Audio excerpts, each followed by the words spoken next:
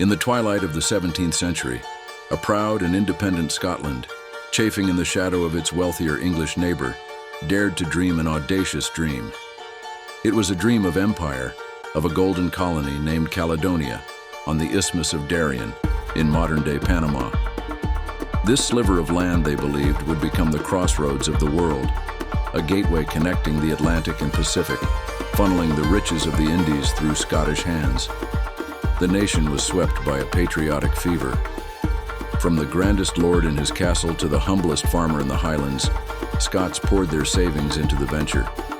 It is estimated that nearly a quarter of the entire nation's liquid wealth, a staggering sum, was invested in the company of Scotland trading to Africa and the Indies. This wasn't merely a commercial enterprise, it was a bold declaration of Scotland's ambition on the world stage. In July of 1698, the first expedition set sail from the port of Leith. 5 ships carrying 1,200 hopeful colonists embarked on a journey to forge a new destiny. The mood was euphoric.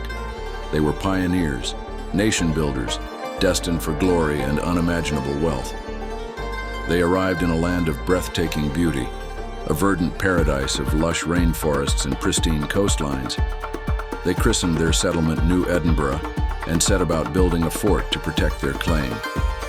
But the paradise they had envisioned soon revealed its unforgiving nature. The tropical heat was suffocating, relentless. The air, thick with moisture, bred disease. Malaria and dysentery, specters unseen, moved silently through the camp, and soon the colonists were dying at a horrific rate, 10, sometimes 12 a day. Their supplies, poorly planned for the climate, rotted and dwindled. The crops they planted failed in the unfamiliar soil. The promised trade with passing ships never materialized. The colony was isolated, starving, and sick. Their dream was curdling into a nightmare. They were not alone in this hostile paradise. The Spanish Empire, which claimed the territory as its own, saw the Scottish colony as an invasion. Spanish ships blockaded the harbor, cutting off any hope of relief by sea. On land, their forces gathered, a constant menacing presence. The English colonies in the Americas, under orders from London, which feared antagonizing Spain, refused to offer any aid or trade. The Scots were utterly abandoned. A second expedition, unaware of the catastrophe unfolding, arrived only to find a ghost town of graves and despair. The few fever-ridden survivors of the first wave were a horrifying sight. Though they attempted to rebuild, the same cycle of death and starvation repeated itself. By the year 1700, the dream was dead. The last of the desperate colonists surrendered to the Spanish.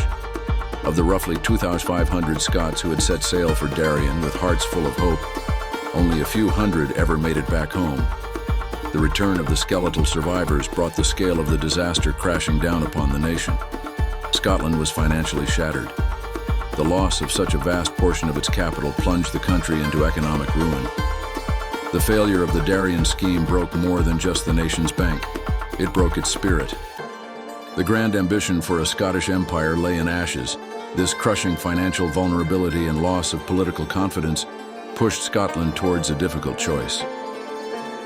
In 1707, seeking economic stability and access to the very colonial trade that had eluded them, the Parliament of Scotland voted to dissolve itself and enter into a full political union with England, forming the Kingdom of Great Britain. The audacious dream of empire, born from a desire for independence, had ultimately led to its loss. Subscribe.